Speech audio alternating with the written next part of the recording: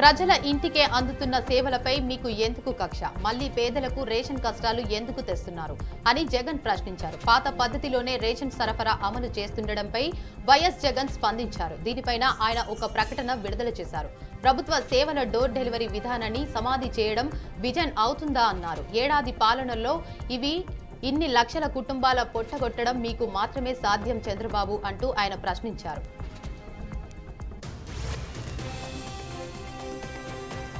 పల్నాడు జిల్లా వినుకొండ నిత్యావసర సరుకులను ప్రభుత్వ వైపు జీవీ పంపిణీ చేశారు. సట్టు బజార్లో రేషన్ దుకాణ పునఃప్రారంభం కార్యక్రమానికి జీవీ ఆంజనేయులు ముఖ్య అతిథిగా హాజరయ్యారు. ప్రజా పంపిణీ వ్యవస్థలో ఎలాంటి అవకతవకలకు తావు లేకుండా ఉండేందుకు ప్రభుత్వం రేషన్ దుకాణాల ద్వారా సరుకులు పంపిణీ కార్యక్రమాన్ని చేపట్టిందన్నారు.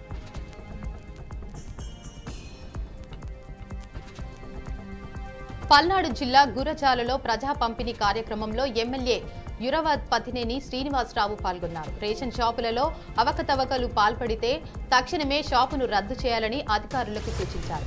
ఈ కార్యక్రమంలో ఆర్డీఓ మురళీకృష్ణ తదితరులు పాల్గొన్నారు.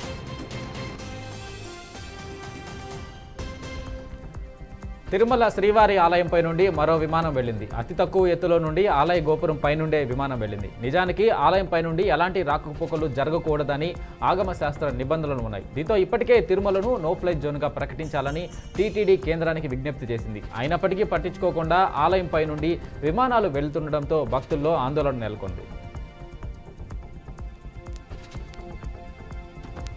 కర్నూలు జిల్లా ఆదోనిలో వైసీపీ మాజీ ఎమ్మెల్యే సాయి ప్రసాద్ రెడ్డి వెన్నుపోటు దినం పోస్టర్ ఆవిష్కరించారు. ప్రజలకు హామీలు ఇచ్చి మోసం చేసిన చంద్రబాబు పాలనలో జరిగిన అరాచకాలు, అన్యాయాలపై వైసీపీ నిరసన తెలపనుందని చెప్పారు. ఈ కార్యక్రమంలో పార్టీ కార్యకర్తలు, కౌన్సిలర్లు, ప్రజాప్రతినిధులు పాల్గొన్నారు.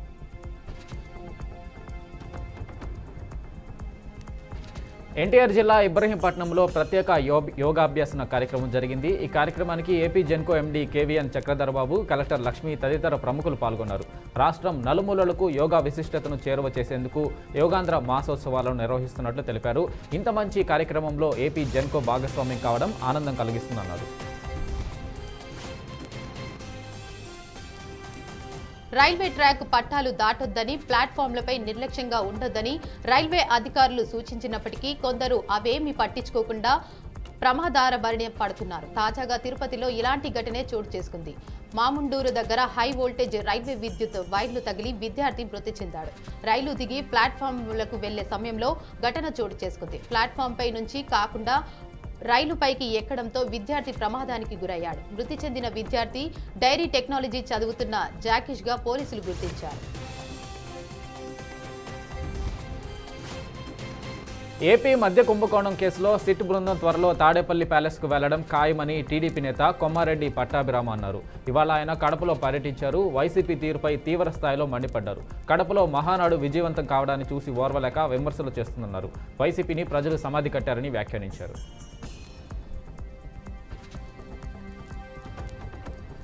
కూటమి ప్రభుత్వం అధికారం చేపట్టిన వైసీపీ నాయకులకు అడ్డు అదుపు లేకుండా పోతుంది. యథేచ్ఛగా తమ అక్రమ వ్యాపారాలను కొనసాగిస్తున్నారు. చర్యలు తీసుకోవాల్సిన అధికారులు సైతం వైసీపీ నాయకుల అక్రమాల వైపు కన్నెత్తి చూడకపోవడం విమర్శలకు తావిస్తోంది. నందికోట్కూరు మండలం శాతనకోట సమీపంలో తుంగభద్ర నదిలో వైసీపీ నాయకులు బరితెగించి నల్లమట్టి మాఫియాకు తెరతీశారు. తుంగభద్ర నదిలోని నల్లమట్టిని కొల్లగొట్టి అక్రమంగా వేలాది రూపాయలు సంపాదిస్తున్నారు. ప్రజలు తిరస్కరించిన వైసీపీ తీరు మారలేదని, ఆ పార్టీ కార్యకర్తల పైశాచికత్వం తగ్గలేదని మంత్రి నారా లోకేష్ తీవ్ర ఆగ్రహం వ్యక్తం చేశారు. ఇబ్రహీంపట్నంలో వైసీపీ కార్యకర్తల పిచ్చి చేష్టలకు సంబంధించిన వీడియోను ట్వీట్ చేస్తూ లోకేష్ తీవ్ర వ్యాఖ్యలు చేశారు. ఏపీ మాజీ మంత్రి జోగి రమేష్ ఇంట్లో జరిగిన శుభకార్యానికి వైసీపీ కార్యకర్తలు పెద్ద సంఖ్యలో హాజరయ్యారు. జోగి రమేష్ నివాసం ఉన్న మార్గంలో వెళుతున్న ఓ బాలుడి సైకిల్ను వైసీపీ కార్యకర్తలు లాక్కున్నారు.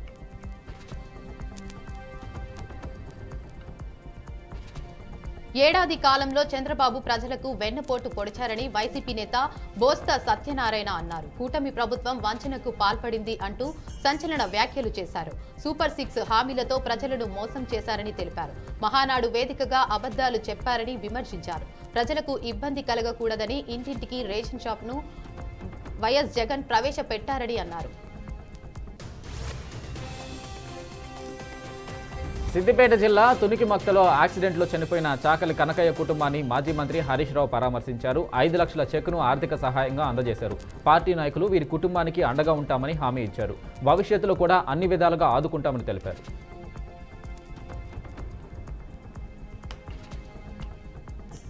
వరంగల్ జిల్లాలో మందకృష్ణ మాదికకు ఎంఆర్పీసీ నాయకులు స్వాగతం పలికారు. పద్మశ్రీ అవార్డు తీసుకున్న తర్వాత మొదటిసారి వరంగల్ గడ్డపై అడుగు పెట్టడం తనకు చాలా గర్వంగా ఉందని తెలిపారు. వర్గీకరణ కోసం అసువులు బాసిన అమరులైన వారికి ఈ అవార్డు అంకితం చేశారు.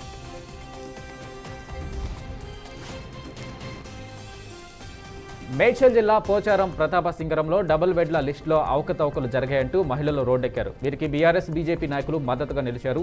90 కుటుంబాల లిస్టులో 30 కుటుంబాలు మాత్రమే ఇళ్లు లేవని, మిగిలిన 60 ఇళ్లు ఉన్న కాంగ్రెస్ నాయకులకు చెందిన కార్యకర్తలు పేర్లు ఉన్నాయని ఆరోపించారు.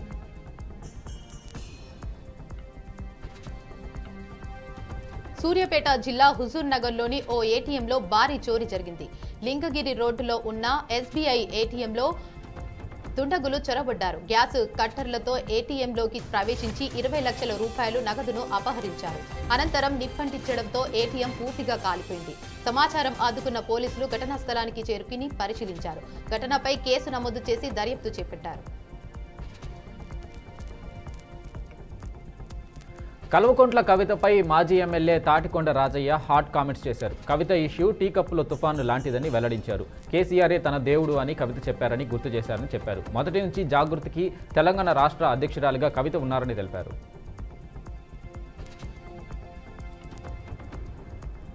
వికారాబాద్ జిల్లా పరిగి మాజీ జెడ్పీటీసీ నాగిరెడ్డికి చెందిన స్టోన్ క్రషర్పై మైనింగ్ అధికారులు దాడులు నిర్వహించారు. దిర్సంపల్లి గ్రామ సమీపంలోని ప్రభుత్వ భూమిలో లీజుకు మించి తవ్వకాలు చేశారని ఆరోపిస్తూ అధికారులు చర్యలు తీసుకున్నారు. 173/P సర్వే నంబర్లోని 10 ఎకరాల భూమిని మైనింగ్ చేసేందుకు నాగిరెడ్డి లీజుకు తీసుకున్నాడు. తాను మైనింగ్ చేయాల్సిన భూమిని వదిలి పక్క భూమిలో దాదాపు 1.10 ఎకరాలు ఆక్రమించి తవ్వకాలు జరిపినట్టు స్థానికంగా ఆరోపణలు వచ్చాయి. రాష్ట్రంలో ఎవరెవరికి పదవులు ఎప్పుడు రావాలో అధిష్టానం చూసుకుంటుందని కాంగ్రెస్ ఎమ్మెల్సీ విజయశాంతి స్పష్టం చేశారు. పదవుల విషయంలో తన వైఖరిని స్పష్టం చేశారని తెలిపారు. సరైన సమయంలో పదవులు వస్తాయని, ఎవరికి పదవులు ఇవ్వాలో పార్టీ అధిష్టానానికి బాగా తెలుసు అన్నారు. గతంలో కొన్ని కమిటీల్లో తన పేరు లేకపోయినా భవిష్యత్తులో మరో కమిటీలో అవకాశం దొరకవచ్చని ఆమె ఆశాభావం వ్యక్తం చేశారు.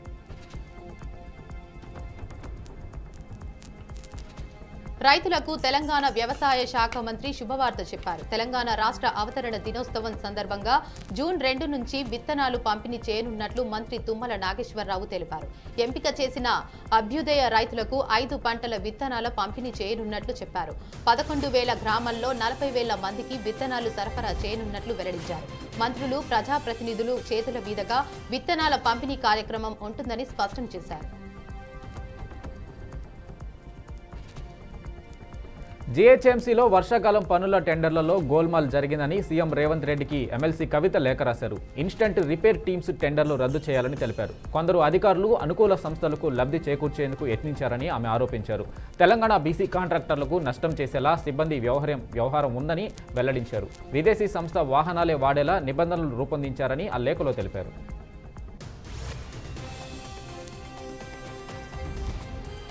మహారాష్ట్రలోని పూణేలో ఓ డ్రైవర్ మద్యం మత్తులో కారుతో పాదచారులపైకి దూసుకెళ్లాడు. ఈ ఘటనలో 12 మందికి తీవ్ర గాయాలయ్యాయి.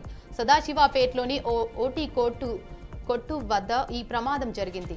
మద్యం మత్తులో ఉన్న ఆ కారు డ్రైవర్ మలుపు తిప్పే క్రమంలో నియంత్రణ కోల్పోయాడు. దీంతో మూల మలుపు వద్ద ఛాయ్ తాకుతున్న వారిపైకి కారు దూసుకెళ్లింది. కర్ణాటక బెళగావిలో దారుణ సంఘటన వెలుగులోకి వచ్చింది. 15 ఏళ్ల మైనర్ బాలికపై 6 సామూహిక అత్యాచారానికి పాల్పడ్డారు. ఈ కేసులో 5 అరెస్టు చేయగా మరొక నిందితుడు పరారీలో ఉన్నట్లు పోలీసులు వెల్లడించారు. 6 నిందితులు బాలికపై 2 సార్లు గ్యాంగ్ రేపుకి పాల్పడ్డారని తెలిపారు. నిందితుల మొబైల్ ఫోన్లో వీడియో తీసి బాలికను బ్లాక్మెయిల్ చేశారని అధికారులు చెప్పారు. ఈ బ్లాక్మెయిల్ బాలిక రెండోసారి గ్యాంగ్ రేపుకి గురవడానికి కారణమైందని పోలీసులు వెల్లడించారు.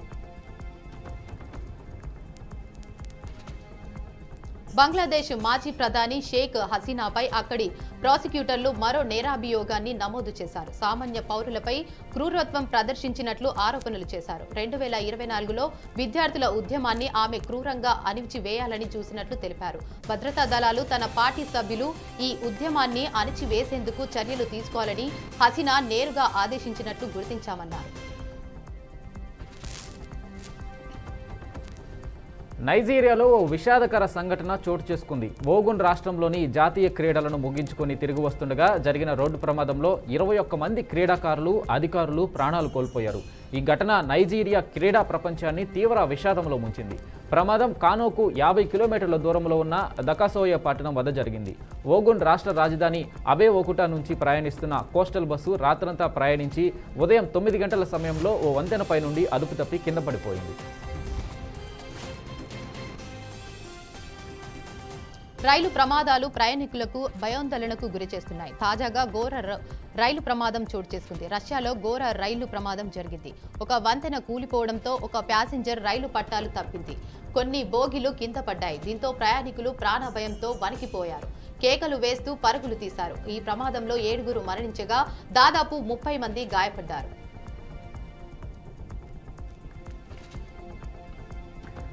పెద్దపల్లి జిల్లా సుల్తానాబాద్లో వివాహేతర సంబంధం ఘటన కలకలం రేపింది. స్థానికులు యువకునితో సంబంధం పెట్టుకున్న మహిళను అతడిని తాడుతో కట్టేసి దేహశుద్ధి చేశారు.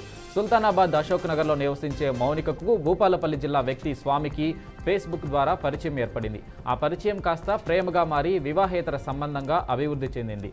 ఇటీవల 3 రోజులుగా స్వామి మౌనిక ఇంట్లో ఉండడం గమనించిన స్థానికులు వారిద్దరిని తాడుతో కట్టేసి బుద్ధి చెప్పారు. అనంతరం వారిద్దరిని పోలీసులకు అప్పగించారు. చిత్తూరు జిల్లా పూతలపట్టులోని వినాయక స్వామి దేవస్థాన ఆలయ పుష్కరిలో కళావేదిక కార్యక్రమాన్ని నిర్వహించారు. ఈ కార్యక్రమం బెంగళూరుకు చెందిన వైష్ణవి నాట్యశాల వారు భరతనాట్యం నాట్య ప్రదర్శన నిర్వహించారు. ఈ కార్యక్రమానికి ఆలయ ఏఈఓ రవీంద్రబాబు హాజరై కళాకారులను శ్రీ స్వామివారి తీర్థ ప్రసాదాలు శేష వస్త్రాలతో సత్కరించారు. ఈ కార్యక్రమంలో ఇన్ఛార్జి సంతానం తదితరులు పాల్గొన్నారు. శ్రీ సత్యసాయి జిల్లా కమరవాండ్లపల్లిలో దారుణం చోటు చేసుకుంది. నయారా పెట్రోల్ బంకులో పంపు బాయిగా పనిచేసే యువకుడిని బట్టలు చైన్లు ఉపయోగించి స్తంభానికి కట్టి బంకు మేనేజర్ సిబ్బంది చితకబాదారు. పెట్రోల్ బంకులో 23,000 రూపాయల లెక్క తేడా రావడంతో ఆ డబ్బులు కట్టాలని డిమాండ్ చేస్తూ యువకుడిని స్తంభానికి కట్టి దాడి చేసినట్లు బాధితుడి తల్లిదండ్రులు ఆవేదన వ్యక్తం చేశారు. మంచిర్యాల జిల్లాలోని న్యాయ సేవాధికార సంస్థ ఆధ్వర్యంలో ప్రపంచ పొగాకు వ్యతిరేక దినోత్సవంతో భాగంగా అవగాహన కార్యక్రమం నిర్వహించారు. పొగాకు పదార్థాలను సేవించడం వల్ల ప్రజలు తీవ్ర అనారోగ్యం పాలవుతున్నారని జూనియర్ సివిల్ జడ్జి రవి అన్నారు. ధూమపానం కారణంగా మధ్యతరగతి నిరుపేద ప్రజలు ఆరోగ్యపరంగా ఆర్థికపరంగా భారీ నష్టాలను ఎదుర్కొంటున్నారని చెప్పారు. పొగాకు నివారణే ఏకైక మార్గమని సూచించారు. హైదరాబాద్లోని హైటెక్స్లో జరిగిన మిస్ వరల్డ్ 2025 కిరీటాన్ని థాయిలాండ్ సుందరి ఓపల్ సుజాత సొంతం చేసుకున్నారు. మొదటి రన్నరప్గా ఇథియోపియా బామా ఆసెట్ డెరేజే, రెండో రన్నరప్గా మిస్ పోలాండ్ మయా క్లైడా, మూడో రన్నరప్గా మార్టినిక్ బామా అరేలి జోచిమ్ నిలిచారు. ఉత్కంఠ భరితంగా జరిగిన ఫైనల్స్కు CM Revanth Reddy, Miss World organisation CEO Julia Morley హాజరయ్యారు. ప్రపంచ సుందరిగా గెలిచిన థాయిలాండ్ బామా ఓపల్ సుజాతకు 2024 మిస్ వరల్డ్ విజేత క్రిస్టినా పిచ్కోవా కిరీటాన్ని అలంకరించారు. అనంతరం సుజాతకు 8,50,00,000 రూపాయల ప్రైజ్ మనీ అందించారు.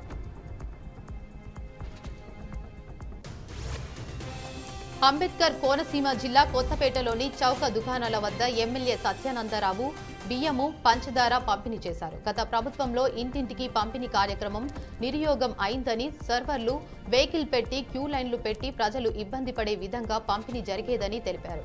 కూటమి ప్రభుత్వం ప్రజల ఇబ్బందులను గ్రహించి చౌక దుకాణాల వద్ద ప్రజా పంపిణీ ఏర్పాటు చేసిందని ఆయన అన్నారు. వికలాంగులకు విదంతలకు 15వ తారీఖు తర్వాత ఇంటి వద్దకే రేషన్ డీలర్లు పంపిణీ చేస్తారని, ప్రజలు ఏ సమయంలో దుకాణాల దగ్గరికి వెళ్లినా పంపిణీకి సిద్ధంగా షాపులు ఉంటాయని తెలిపారు.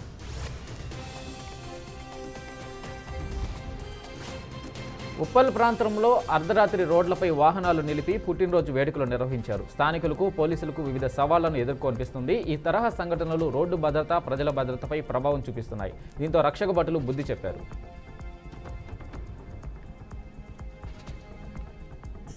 అన్నమయ్య జిల్లా రైల్వే కోడూరు సెంటర్లో ఉచిత మెగా వైద్య శిబిరం ప్రారంభించారు. సుమారు 15 మంది పైన వైద్య బృందం హాజరయ్యారు. పేద బడుగు బలహీన వర్గాల ప్రజలకు సేవలు చేయడమే లక్ష్యంగా వాసవి క్లబ్లో ఏర్పాటు చేసి వనిత క్లబ్ కూడా నేటికి ప్రజాసేవకే అంకితమైందని వైద్యుడు సత్యనారాయణ అన్నారు. ప్రముఖ వైద్యులు ఈ మెగా ఉచిత వైద్య శిబిరంలో పాల్గొని సుమారు 1000 మందికి పైగా ప్రజలకు ఆరోగ్య పరీక్షలు చేయించి ప్రతి ఒక్కరికి ఉచితంగా మందులు సరఫరా చేయించడం జరిగిందని తెలిపారు.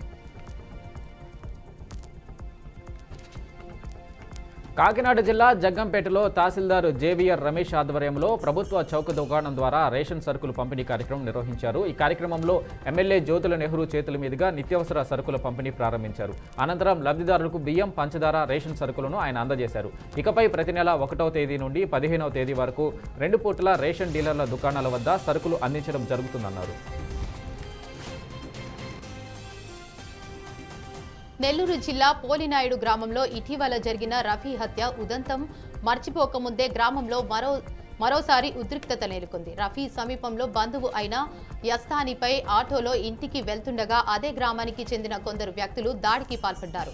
ఈ దాడిలో తీవ్రంగా గాయపడిన యస్తానిని కుటుంబ సభ్యులు ఆసుపత్రికి తరలించారు. ఈ ఘటనపై పోలీసులకు ఫిర్యాదు చేస్తామని తెలిపారు. పోలీసులు తమకు న్యాయం చేయాలని వారు విజ్ఞప్తి చేశారు. నంద్యాల జిల్లా రెహమాన్పురం గ్రామానికి చెందిన సురేష్ రోడ్డు ప్రమాదంలో దురదృష్టవశాత్తు ప్రాణాలు కోల్పోయారు. విషయం తెలుసుకున్న డోన్ మాజీ ఎమ్మెల్యే కోట్ల సుజాతమ్మ డోన్ ప్రభుత్వ ఆసుపత్రికి చేరుకొని మృతదేహానికి శ్రద్ధాంజలి అర్పించారు. సుజాతమ్మ తీవ్ర సంతాపం వ్యక్తం చేస్తూ బాధిత కుటుంబ సభ్యులను ప్రత్యక్షంగా కలుసుకొని పరామర్శించి ఆప్యాయతతో ఓదార్చారు. బాధిత కుటుంబానికి మేము అన్ని విధాలుగా అండగా ఉంటామని, మా కోట్ల కుటుంబం ఎప్పుడూ సిద్ధంగా ఉంటుందని సుజాతమ్మ భరోసా ఇచ్చారు. అల్లూరి సీతారామరాజు జిల్లా చింతంపల్లి కేంద్రంలో రోడ్డుకు ఇరువైపులా అక్రమంగా నిర్మించిన కట్టడాలను అధికారులు తొలగించారు. ఈ చర్యను ఇన్ఛార్జ్ తహసీల్దార్ రామకృష్ణ, సిఐ వినోద్ బాబు నాయకత్వంలో అమలు చేశారు. రోడ్డుకు ఇరువైపులా ప్రభుత్వ స్థలాన్ని ఆక్రమించిన వారికి ముందుగానే నోటీసులు జారీ చేసి స్వచ్ఛందంగా ఖాళీ చేయాలని సూచించామని అధికారులు తెలిపారు. ప్రభుత్వ భూములను ఎవరైనా అక్రమంగా ఆక్రమించినా సంబంధిత కట్టడాలను తప్పకుండా తొలగిస్తామని అధికారులు హెచ్చరించారు. ఎన్టీఆర్ జిల్లా మైలవరంలో గంజాయి తరలిస్తున్న 5 వ్యక్తులను పోలీసులు అరెస్టు చేశారు. మైలవరం ప్రాంతానికి చెందిన 2, నూజువీడికి చెందిన 2, సత్తుపల్లి ప్రాంతానికి చెందిన 1 వ్యక్తిని అదుపులోకి తీసుకున్నామని మైలవరం ఎస్ఐ సుధాకర్ తెలిపారు. వీరు చెడు వ్యసనాలకు బానిసై సుదూర ప్రాంతాల నుండి గంజాయి తీసుకొచ్చి మైలవరంలో విక్రయిస్తున్నారన్నారు. మొత్తం 2 కిలోల 70 గ్రాముల గంజాయిని స్వాధీనం చేసుకున్నామని ఎస్ఐ అన్నారు. 5 వ్యక్తులను అరెస్టు చేసి కేసు నమోదు చేసినట్లు ఎస్ఐ తెలియజేశారు. సంగారెడ్డి జిల్లా జహీరాబాద్ లో ఓవర్ బ్రిడ్జి నుంచి లారీ కిందకి బోల్తా కొట్టింది. హైదరాబాద్ నుండి గుజరాత్ వెళ్తున్న లారీ ఆదివారం ఉదయం 5 గంటల సమయంలో పాస్తాపూర్ సమీపంలో అదుపు తప్పి ఓవర్ బ్రిడ్జి పై నుండి సర్వీస్ రోడ్డులోకి బోల్తా కొట్టింది. ఈ ప్రమాదంలో లారీలో ప్రయాణిస్తున్న రమేష్ అక్కడికక్కడే మృతి చెందగా మరో వ్యక్తికి తీవ్ర గాయాలయ్యాయి. ఘటనా స్థలానికి చేరుకున్న పోలీసులు గాయపడిన వ్యక్తిని చికిత్స నిమిత్తం ఆసుపత్రికి తరలించారు. పోలీసులు కేసు నమోదు చేసి దర్యాప్తు చేపట్టారు. రంగారెడ్డి జిల్లా ఇబ్రహీంపట్నం మున్సిపాలిటీ మంచాల్ రోడ్డులో ఈరోజు ఉదయం చైన్ స్నాచింగ్ ఘటన జరిగింది. నోముల గ్రామానికి చెందిన మాదారమోని లక్షమ్మ భర్త నరసింహ మార్కెట్ నుండి బస్టాండ్ వైపు నడుస్తూ వెళ్తుండగా ఒక వ్యక్తి ఆమె మెడలోంచి సుమారు 3 తులాల బంగారు మంగళసూత్రం లాగేసి దొంగతనం చేశాడు. దొండగొడి గుర్తింపు ఇంకా పొందలేకపోయారు. సమాచారం అందుకున్న పోలీసులు కేసు నమోదు చేసి దర్యాప్తు చేపట్టారు. ప్రజలు అప్రమత్తంగా ఉండాలని సూచించారు. ఉమ్మడి నెల్లూరు జిల్లాలో గుర్తు తెలియని వ్యక్తిని దారుణంగా హత్య చేసిన ఘటన కలకలం రేపింది.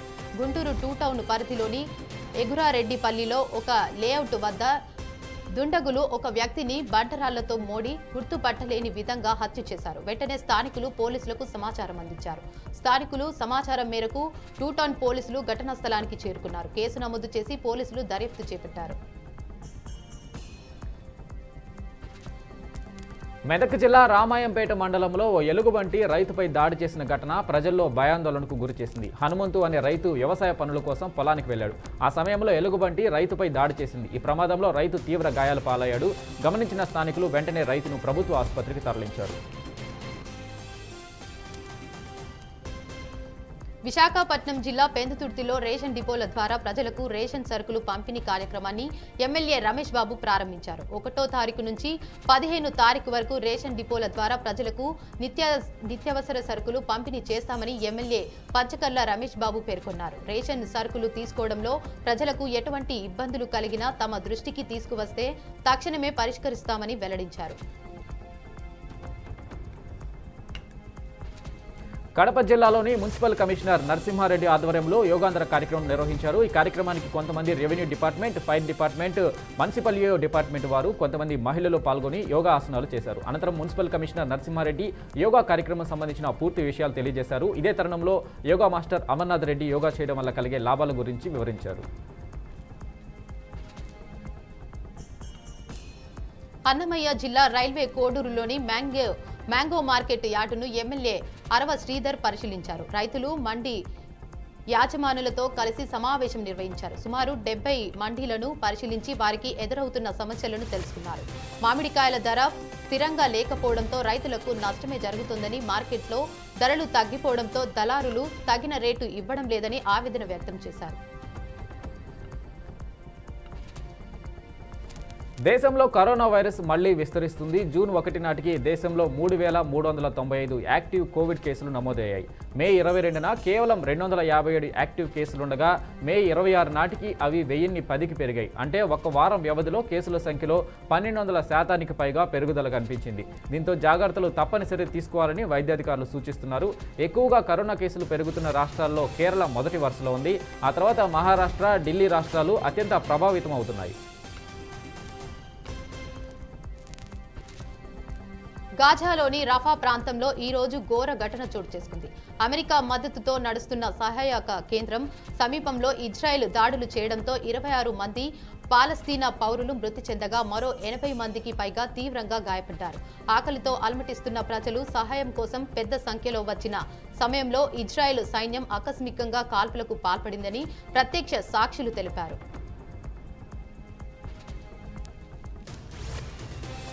హైదరాబాద్ వేదికగా జరిగిన మిస్ వరల్డ్ 2025 పోటీల్లో 72వ మిస్ వరల్డ్గా థాయిలాండ్ సుందరి ఓపల్ సుచాత సువాంగ్ శ్రీ నిలిచింది.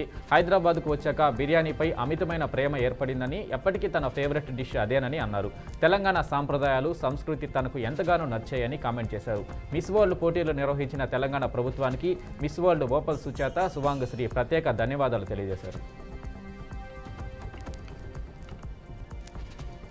ప్రముఖ పుణ్యక్షేత్రం రామాలయం నిర్మించిన అయోధ్యలో మాంసం మాధ్యాన్ని నిషేధించడానికి అధికారులు చర్యలు తీసుకుంటున్నారు. పవిత్రమైన అయోధ్యలో మద్యం, మాంసం అమ్ముతున్నారు అంటూ భక్తుల నుండి పెద్ద ఎత్తున ఫిర్యాదులు అందుతున్నాయి.